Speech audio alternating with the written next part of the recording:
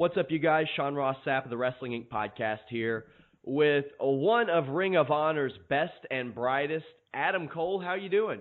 I'm doing very well. How are you? Thanks for having me on the show today. I'm doing fantastic. Now, I mean, Ring of Honor has a giant pay-per-view coming up. Their 14th anniversary. Crazy to think that it's been that long. But you're in the headline match. You were in the world title match after all you've been through over the past year with the injury and everything like that. How does it feel for you to get back to a position like that? Man, it feels fantastic because it's funny that you bring up the injury. I go back to as far as, and this is really jumping all over the place, but I remember watching a tape when I was a wrestling fan of Triple H coming back from his quad injury and him saying over and over again, like, God, I just hope the people care. When I come back, I hope no one forgot about me. And I remember sitting there thinking, like, how could people forget about you? You're Triple H, you know? And then, like, but to a very, a smaller extent, me going away from Ring of Honor and then coming back, I had those exact same fears where I was like, gosh, I hope the people even care when I come back. I hope I'm as good as I was. I hope I'm not timid in the ring. I hope I can get back to where I was in Ring of Honor. Of course, I was very focused and very driven, but those insecurities are there when you're forced to just sit at home and watch everyone else do what you love to do, and you sit there and rehab, meticulously over and over again, wanting to come back. So getting to come back, getting to headline this 14th anniversary show, challenging for the title, it's cool, man. It's like a culmination of a very up and down 2015 that I had. So I think it'll be a good start to my year in 2016. How do you deal with ring rust in a situation like that? Because you missed about 6 months, am I right? Yeah, 5 months. 5 months, but yeah, about 6 months. It was crazy. Fortunately for me, I had some really, really good dance partners when I first came back. So those guys were able to, I don't know if carry is the right word, but I was able to have some really, really fun and exciting matches with some of the best pro wrestlers in the world. Like my first match coming back was against AJ Styles in Philadelphia. And I know there were some reports that, Ring of Honor wasn't sure if I was going to be able to do that event. And that's very, very true because my doctor actually last minute cleared me to wrestle the day before. That was the reason that AJ was announced to go against a mystery opponent. So to be fair, I had not been in the ring at all for 5 months. I hadn't once stepped through the ropes. That was my first time coming back.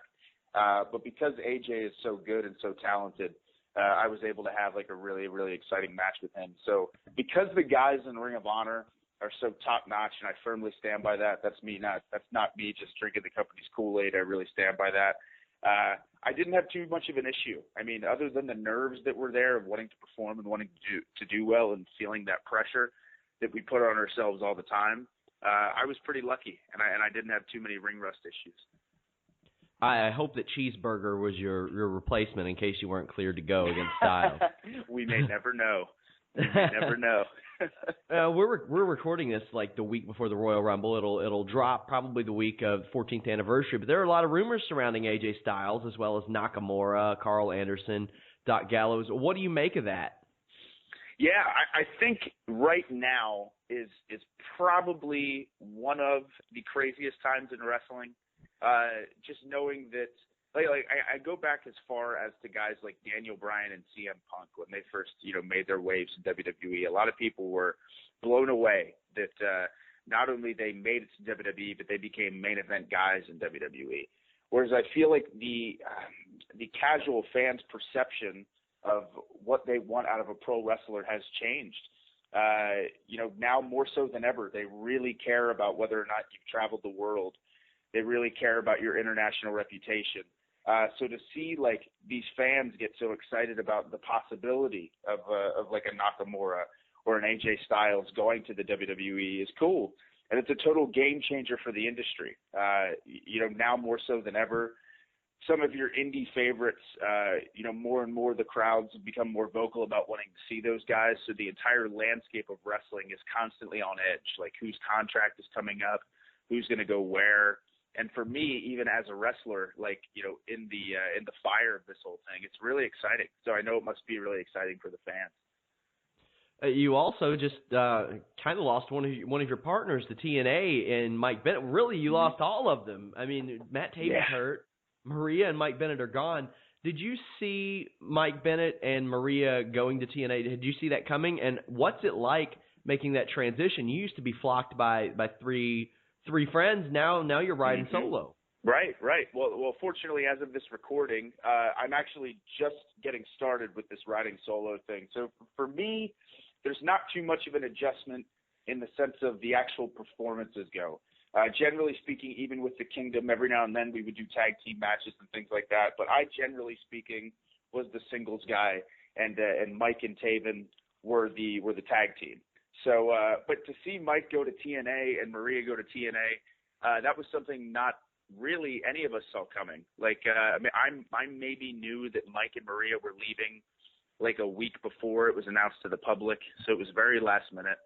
But I'm really happy for those guys because if they feel that that's where they should go and that's where they're going to excel, then that's where they should go because they're both extremely talented and they got the chance to shine in TNA. So we've said it before and we talk privately all the time. The Kingdom is a very real friendship, and we very much want one another to succeed. And if that's where they feel they're going to go and get the most out of their careers, then they have my full support. Speaking of talented, you have had this awesome feud with Kyle O'Reilly throughout the last several months. I thought that it's been just fantastic. I mean, you two work so well together. How important has that been to have that kind of a dance partner for you coming off an injury and have somebody you're familiar with, and now you're in a world title match with that guy, both of you vying for the championship? Right. This is an interesting situation. Yeah. No, I mean, it's huge. Like me and Kyle O'Reilly go as far back as 2009, where, I started my career in 2008. I think Kyle may have started his career probably a year before mine, and we were both two young independent guys trying to make a name for ourselves. And we met each other when actually the first time we became opponents, which was at a pre-show for Gabe Sapolsky's Dragon Gate USA. And we had a match on there that was like our first match that got a lot of real attention for the both of us. Just a little 6-minute pre-show match that the fans in Philadelphia really took a liking to. And then we started getting booked for Dragon Gate USA and Evolve. And then we started doing matches in Ring of Honor where Ring of Honor wanted to sign us, but they weren't sure what they wanted to do with us. So they put us together as the tag team, and then the tag team really worked. I mean, and now we're fast forwarding as far as, the 14th anniversary event or being one of the featured matches at Final Battle. It's crazy how much me and Kyle have stayed together in our careers, but I think there's a reason for that, kind of like what you had mentioned about me and him being just so good against one another or teaming or whatever it is. Kyle O'Reilly's a guy that really made me a better performer. I like to think I helped Kyle O'Reilly become a better performer. So it's cool. I think we're going to be doing this dance for quite some time, and I think actually we're just getting started. So it'll be cool for the fans to take a look at and see where we're going to end up. Yeah, I was really interested in that storyline because you came back and you tagged with him a time or two.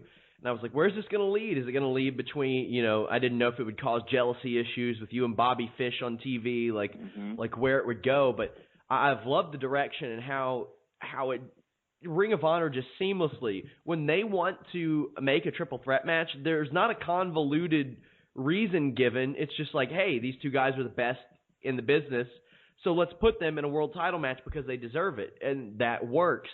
I always say on the show, it's like, the UFC doesn't need a reason to give somebody a title shot if they've earned it. And you guys had earned it on the program, so I thought that was fantastic. Can't wait for that match. And with Jay Lethal, after the year that he's had, that's a big main event. Something else that I thought has been big is that this relationship with New Japan Pro Wrestling. I mean, it's really blossomed. How do you think that's going to work for both companies moving forward? Well, I think it's fantastic. I think the fact that, New Japan Pro Wrestling, I think it goes without saying as far as worldwide goes, New Japan is definitely the number 2 wrestling promotion in the world, just based on the Wrestle Kingdom event that they run, the huge events that they run all throughout Japan. So the relationship with Ring of Honor has been huge for us. And I think our relationship with them has helped them as well. I think as far as getting some even more American attention on New Japan Pro Wrestling, which is very well deserved, has been cool for us and cool for them. So it's really exciting. Like I said, the relationship is stronger than ever. it's exciting to see where it's going to go forward, because I think back to our first War of the Worlds and Global Wars shows with New Japan, and now where the relationship has gone, where just in a couple of weeks, Ring of Honor is running 2 shows in Cork and Hall, which is sold out, because of our relationship with New Japan. So it's really exciting. I'm really pumped to see where stuff's going to go. And again, I just think stuff's going to continue to get better for Ring of Honor and for New Japan as a team. Yeah, you don't often see 2 companies with both pay-per-view. Well, New Japan is New Japan World, but Ring of Honor's on traditional pay-per-view. Mm-hmm. And, of course, Ring of Honor's on Comet and syndication, and New Japan's on Access. You don't often see 2 companies like that working together, and it really looks like both companies benefit from it, especially a guy like Michael Elgin, who has become reborn over there.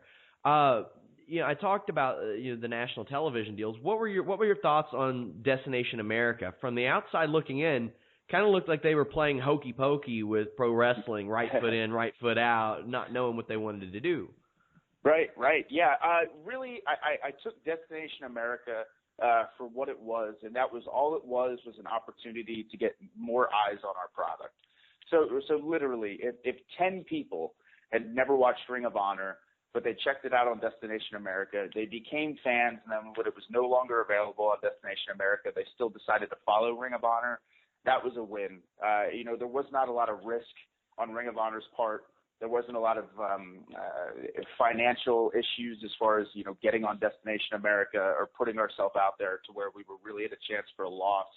This was a free opportunity to expose ourselves to a broader audience, which I think we were able to do for a short time. So, I can't speak for everybody, but for me, I'm thankful that we got the chance to be on Destination America to showcase our stuff, because the more people that get to see Ring of Honor, the better, obviously, because I really feel that anytime anybody sees Ring of Honor wrestling, I can't imagine them watching the show and then walking away being disappointed that they spent an hour watching the show. So we're still strong. Us not being on Destination America doesn't hurt Ring of Honor whatsoever. Obviously, this new stuff on Comet is pretty cool. We still have the syndication every week all across the country, and our live events are still doing great. So, it was just a cool little bonus for us to get to kind of showcase what we do to a little bit broader audience. One of the benefits that Ring of Honor has, being owned by a broadcast group, is everybody can watch this show. There is nobody that can't watch the show, because Sinclair allows you all to put the shows up online as well. So those of you who don't get Ring of Honor on Comet or syndication, you can go over to Ring of Honor's website and check it out. Another great thing that I thought lately, Ring of Honor has allowed their talents to work PWG. That wasn't the case for a while. You made a big return. I remember I was getting texts from people. I'll ask you a few questions about it, but Sure. What was that like, coming back in that environment? Man, no doubt, it's definitely up there with probably top 3 moments of my wrestling career, because PWG is and always will be very, very close to my heart. I actually owe PWG a lot for me really starting to get over, I think, with that audience, which, as in the PWG audience and even the Ring of Honor audience, because PWG was a company first that kind of gave me the ball and said, okay, you're going to be the guy, you're going to do it in the heel role, and we're going to let you just do your thing. That was before Ring of Honor gave me that chance. So getting the chance to do that and try new things and experiment with new things and get used to wrestling in a main event scenario, I think was huge for me in my career. And then on top of that, those crowds are just some of the best crowds in the entire world. I've been fortunate to wrestle all over the world, and that little building in Reseda is definitely my favorite. So getting to go to that show completely unannounced, with nobody having any idea, doing it the way that we got to do it, and getting to hear that reaction. I mean, in the moment, I was playing that tough guy, I'm back, but on the inside, I was reacting just how the audience was. I was so happy to be back. PWG is very, very special to me. And what reason were you given before about why you couldn't work there, and how do they approach you and say, hey, you're allowed to do this again? Yeah, the biggest issue was they were just starting this exclusive contract where they didn't want anyone to work anywhere else. They wanted this to be just Ring of Honor within the United States and Canada. I don't want to say issue, but the big reason that I wasn't permitted to work PWG is I was really the first guinea pig for these exclusive contracts. So I had no real leverage. Obviously, too, the Ring of Honor contract that was offered to me, even though it was exclusive and unfortunately I couldn't work any other places, it certainly compensated me, and I was happy with the contract that I had signed. But part of that deal was that I could no longer work PWG. And as these contracts have grown, so have the descriptions within the contracts. So as time has gone on and more guys are getting exclusive contracts, obviously the contracts change. And this led to the Young Bucks getting contracted exclusively with Ring of Honor, and they were able to get PWG in their contract. So obviously this opened up the floodgates with other guys being able to work for Pro Wrestling Guerrilla. And more importantly, too, I think Ring of Honor really saw the benefit in letting their guys work for PWG. I've said this before. If NXT is a really popular, hot program, Ring of Honor will always do well because they're the little engine that could. And as long as Ring of Honor is doing well as the little engine that could, PWG will do well because people view PWG as the company that's really fighting from underneath. So Ring of Honor really recognizes how important Pro Wrestling Guerrilla is to the independent wrestling landscape within the United States and even all over the world. And I think they finally really saw the benefit in letting their guys go over and work for Pro Wrestling Guerrilla. So I'm thankful for that. PWG is happy for it. Ring of Honor is happy for it. And speaking of relationships, not just with New Japan, I think the relationship with PWG will be just as good. Do you think that the kind of the little engine that could mentality is maybe why PWG doesn't run larger venues? Because I know that they could sell them out. Mm-hmm. It's the hottest ticket in town. Right. I think certainly. I think also, too, there's a realization of having a formula and realizing it sticks. Like a perfect example is if I show somebody who isn't really too sure if they want to get into pro wrestling, but I show them that little 6-minute YouTube preview that PWG puts out for their shows, they go, oh my gosh, this is amazing. Like, what is this? They don't even look at it as pro wrestling because the audience is so into the show. The crowd's right on top of the guys. I mean, they're sticking with a formula that works. So I totally understand PWG not being in a position where they want to run a pay-per-view or they want to run television or even run a bigger venue because they're really afraid they're going to lose that spark and that magic that they have in Reseda. And really, I don't blame them. You know, I don't think PWG has any aspirations of growing into, the number one company in the United States or competing with Ring of Honor or anything like that. I think they're perfectly content with being who they are and where they are. And I'm thankful for companies like that because sometimes when you stay in what's comfortable, sometimes really great things continue to happen. Those previews are great. You'll see everything from brilliant catch wrestling to slow motion clips of a guy shoving his thumb up people's asses. Right. Which is great. And apparently that gets you a WWE deal now. So congratulations to Tommaso Ciampa. Also I brought up Jessamyn Duke. We got to get that girl to do some pro wrestling. I've been nagging her for years. I know. She's got to do it. I've talked to her before about, whether or not she wants to get into it. She seems to really have her heart set on wanting to continue to fight. But I've even offered to help train her and stuff like that if she ever wants to really get involved and have a match or two. So we'll see. I guess we can both hope and wait for that day to come. Indeed. Now, you had a tryout with WWE before, correct? Yes. What did you take from that? Is there anything that you look back and you wish you could change about it or do differently? Actually, no. Like looking at my whole career and the way that everything went, I'm thankful for when I got my chance when I did. The big reason being I have had multiple WWE tryouts. I had one when I was like 19 and totally unprepared and totally not ready. I was 170 pounds. I had homemade gear. I didn't know what I was doing.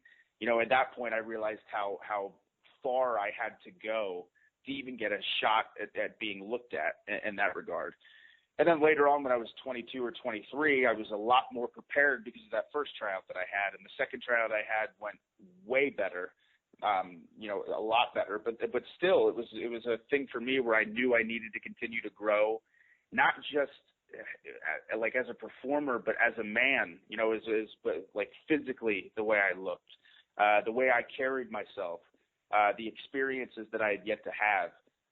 So now I look at the performer I am now, and I'm thankful that I didn't get signed at 23 years old because of the experiences I've gotten to have now that I'm 26 years old. So I definitely believe that everything happens for a reason, and I learned a lot from that experience, and it was all positive.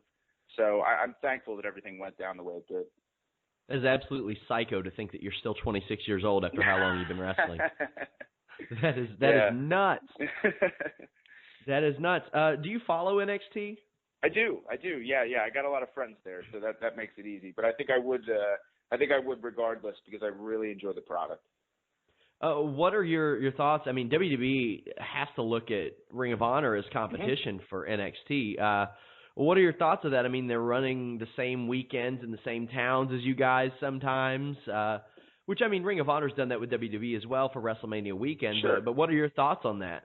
Yeah, I don't know. Like, I actually do kind of have a theory. I think there's less competition than maybe the fans think. I think it's fun to fantasize about the idea of like NXT and Ring of Honor butting heads and seeing who's going to do better. And obviously with WWE looking at Ring of Honor guys and really wanting to hire Ring of Honor guys.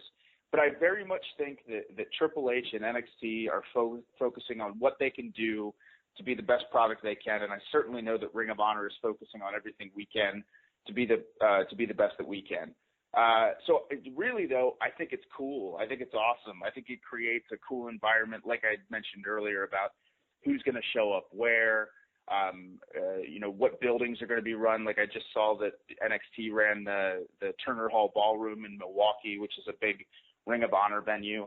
So it's cool. It's exciting. It certainly doesn't make Ring of Honor feel threatened. We're very comfortable, like I said, with where we stand in the wrestling world. And our roster is stronger than ever. So I just think like I said, it creates a cool competitive edge kind of for everybody to always make sure we're bringing our A game.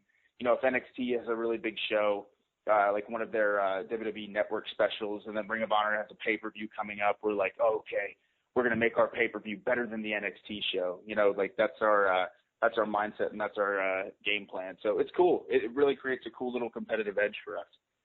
It's such a unique time in pro wrestling. I mean, to bring up Tommaso Ciampa again, I saw that guy work PWG, Global Force, TNA, and NXT within 2 months of each other. Right. And like even someone like Deonna Purrazzo, who's worked for 3 or 4 different companies on screen over the course of 2 months, you didn't see that 5 or 6 years ago. That wasn't happening. Now the lines are getting blurred. Mauro Ranallo is a commentator for the WWE. I don't know what's happening anymore. It's incredible how things are changing like this. Like we mentioned, Ring of Honor, Pro Wrestling Guerrilla, New Japan doing that. Do you think there will ever come a day where there's maybe a Ring of Honor, Pro Wrestling Guerrilla show? Man, I'm sorry. You're cutting out a little bit here. I can barely hear you. Oh, sorry. I was segueing into the question. Do you think that there will ever be a time where there's a Ring of Honor PWG joint show? Yeah, I still can't make out what you're saying. I'm sorry. Can you hear me now? I can, but it's like it's really, really hard to hear you. Okay, hold on 1 second. Oh, wait, I'll call you right back. I can hear you perfect now. Okay. Great, cool. Great. Sorry about do that. you think? Okay, I was segueing into it. Do you think there will ever be about that. Oh, it's okay. Do you ever think there will be a time where there's a Pro Wrestling Guerrilla Ring of Honor joint show? Oh man, it's so funny. If you were to ask me that a year ago, I would say, no way. But the way that wrestling has been happening now and the way that things have been going, definitely never say never. You know, I certainly think it's possible, especially if Ring of Honor wanted to make its way out to the West Coast. I mean, I think it's pretty apparent that PWG pretty much owns that territory. So, I mean, with this working relationship now, I think it's definitely possible that you could see a lot of Ring of Honor versus PWG guys on a Ring of Honor PWG joint show. And I think it would be awesome. I think it'd be awesome for the fans. I think they would dig it. I think it'd be awesome. So, yeah, I guess like they say in wrestling, never say never. Just a couple more and I'll let you go. Sure. There were reports after the Young Bucks had signed their exclusive deals that there may have been a little bit of jealousy backstage based on that. Have you experienced any of that? Because I know that you were on an exclusive deal as well. Jealousy regarding what?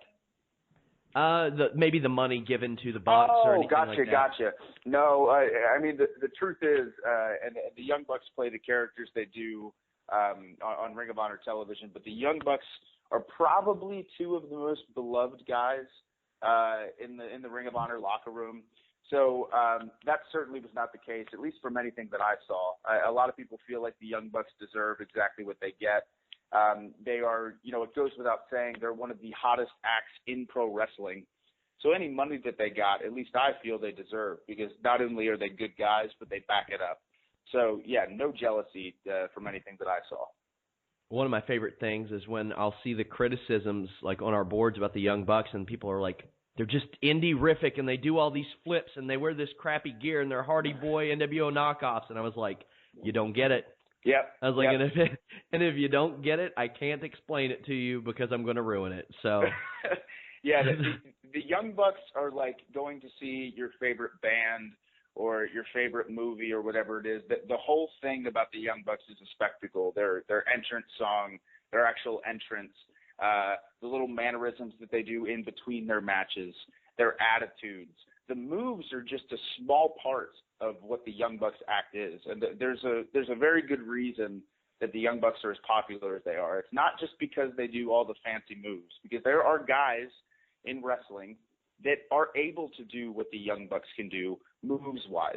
I mean, the Young Bucks are still incredible in the ring and still one of the very few who can pull that off. But the reason the Young Bucks are so captivating and so awesome is the total package that they bring to the table. They're so exciting. I mean, like when the Young Bucks wrestle, the curtain is sold out in the back. All the boys watch the Young Bucks wrestle. So they're awesome. They're so fun to watch. So for our readers and listeners who have maybe heard of Ring of Honor but never checked it out, or maybe fell away from it, or just haven't heard of it before, what would you tell them about this show? Obviously, we have 3 big matches announced already. The world title match, Kyle O'Reilly, Adam Cole, Jay Lethal. There's Okada versus Moose. That's going to be mental. Holy crap. And Elgin and Tanahashi versus the Briscoes, which I'm sure is going to be banana, as Pat Patterson would say.